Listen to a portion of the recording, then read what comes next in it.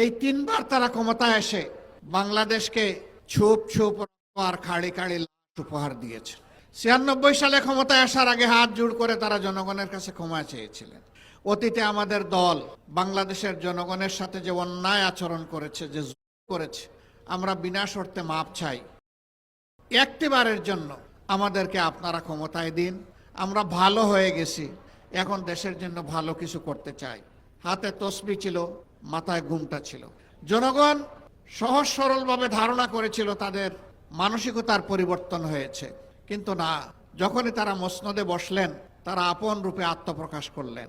আপনাদের মনে থাকার কথা, তৎকালীন প্রধানমন্ত্রী চট্টগ্রামে গিয়ে বলেছিলেন, চট্টগ্রামের নেতাদেরকে তিরস্কার করে, একটা হত্যাকাণ্ডের ঘটনাকে কেন্দ্র করে, তোমরা কি হাতে চুড়ি পরে বসে আছো?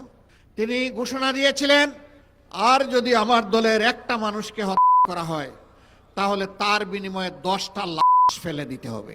এই ছিল একজন প্রধানমন্ত্রীর দায়িত্ব জ্ঞানহীন হুঙ্কার। তারা তাই করেছিলেন। সেই সময়টা খালে বিলে নদীতে নালায় জঙ্গলে হাটে মাঠে সর্বত্র মানুষের টুকরা টুকরা লাশ পাওয়া যেত। এরপরে জনগণের দ্বারা তারা প্রত্যাখ্যাত হলেন।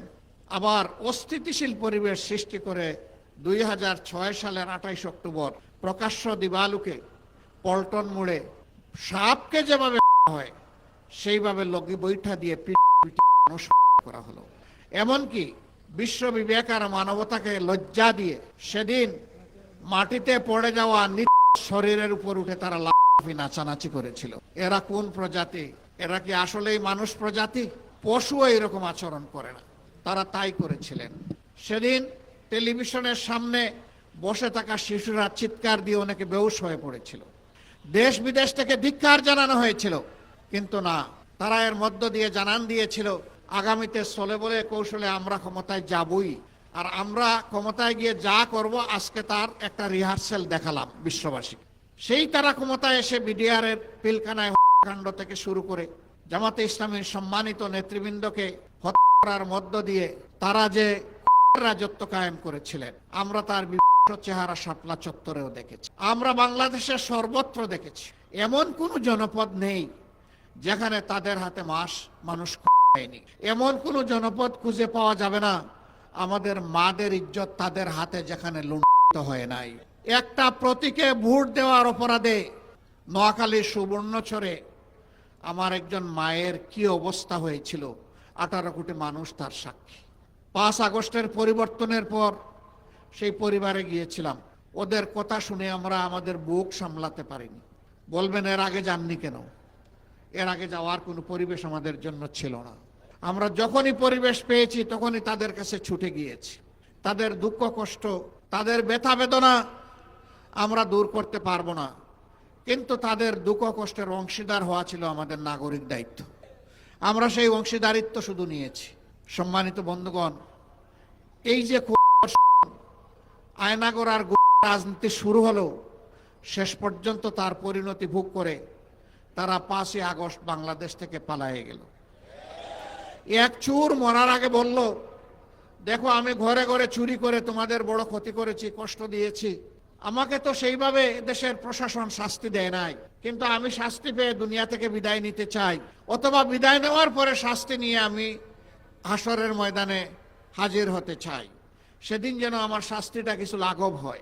আমি যখন যাবো আমার লাশটা তখন তোমরা ওই বড় রাস্তার উপর বড় গাছের ডালে তোমরা ঝুঁকে রাখবা, আর যেই এদিকে যাবে সে যেন আমার লাশ করে একটা ঢিল। লোকেরা ভাবলো তার অনুশোচনা এসেছে, তার ওসিয়ত রক্ষা করা দরকার। তার কথা অনুযায়ী তাকে ঝুলিয়ে দেওয়া হলো। বোকা লোকেরা বুঝে নাই, যেই যাচ্ছে ঢিল ছুড়ে, যেই যাচ্ছে ঢিল ছুড়ে। ইতিমধ্যে থানা পুলিশ এই ব্যাপারে অবহিত হয়েছে। তারা এসে দৌড়ায় হাজির।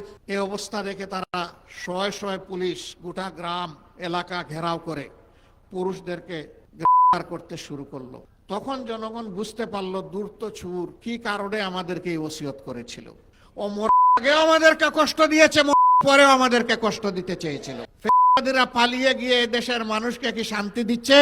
সর্বশেষ ঘটনা আমাদের কলিজার টুকরা আমাদের ভাই শরীফ ওসমান হাদির উপরে গত জুমার নামাজের পরে প্রকাশ্য দিবালুকে ঢাকার রাজপথে তারা গুলি করে তার জীবনটা শেষ করে দিতে চেয়েছে। সে এখন জীবন মৃত্যুর মাঝখানে আছে। মহান রবের দরবারে দোয়া করে, হে রাব্বুল আলামিন, তুমি তো মৃত্যুর মধ্য থেকেও জীবন বের করে আনো, তুমি এরকমই একটা জীবন ফিরিয়ে দাও, তাকে সুস্থ করে আবার বিপ্লবী বাংলাদেশের জনগণের বুকে ফিরিয়ে দাও। সে যেন বিপ্লবের পতাকা আরো শক্ত হাতে মজবুত করে ধরতে পারে, এই তৌফিক তাকে দান। প্রিয় দেশবাসী, আজকের আমাদের এই যুব ম্যারাথন একথাই দেশবাসী এবং বিশ্ববাসীকে জানানোর জন্য যে অতীতের বস্তাপতা সমস্ত রাজনীতিকে পায়ের তলে ফেলে দিতে চাই। এই রাজনীতি বাংলাদেশে অচল। এই রাজনীতির পাহারাদারি যারা করতে পারবে তারা অচল মালে পরিণত হবে। এখন বাংলাদেশে নতুন রাজনীতি করতে হবে, যেই রাজনীতি হবে দেশ জাতি স্বাধীনতা এবং সার্বভৌমত্বের পক্ষে, যেই রাজনীতি হবে বিশ্বে মাথা উঁচু করে দাঁড়ানোর পক্ষে, যেই রাজনীতি হবে দুর্নীতির বিপক্ষে, যেই রাজনীতি হবে চাঁদাবাজদের বিপক্ষে, যেই রাজনীতি হবে দখলবাজদের বিপক্ষে, যেই রাজনীতি হবে মামলাবাজদের বিপক্ষে, যেই রাজনীতি হবে দখলকারীদের বিপক্ষে। সম্মানিত বন্ধুগণ, আমরা শান্তির এক টুকরা বাংলাদেশ চাই, এমন বাংলাদেশ চাই যেই বাংলাদেশের প্রাণ হবে যুব সমাজ। এই যুব সমাজের হাত ধরে আজকের ম্যারাথন যেমন এগিয়ে যাবে, আগামীকালের বাংলাদেশও তেমনি এগিয়ে যাবে ইনশাআল্লাহ। মুক্তির এই মুসিল মুক্তির মঞ্জিলে না পৌঁছা পর্যন্ত আর থামবে না ইনশাআল্লাহ। আমরা বারবার বলে আসছি, আমরা আমাদের দলের বিজয় চাচ্ছি না, আমরা চাচ্ছি 18 কোটি মানুষের বিজয়। এই বিজয়ই হবে আমাদের দলের বিজয়।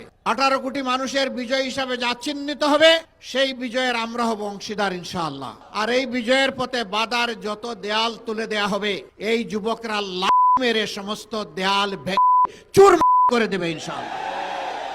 কোন দেয়ালে আমরা টিকতে দেব না, কোন ষড়যন্ত্র করে লাভ হবে না।